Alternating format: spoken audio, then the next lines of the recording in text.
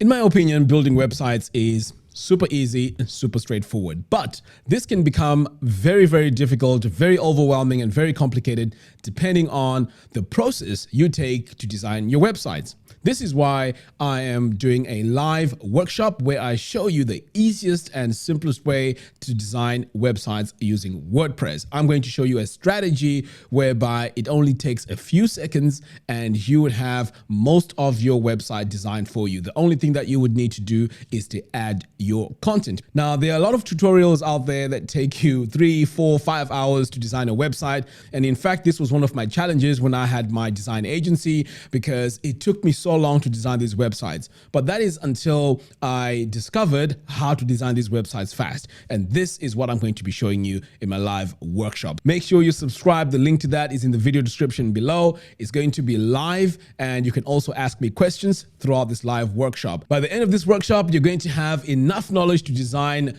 websites super fast and super consistent. All right, guys, see you soon. Take care.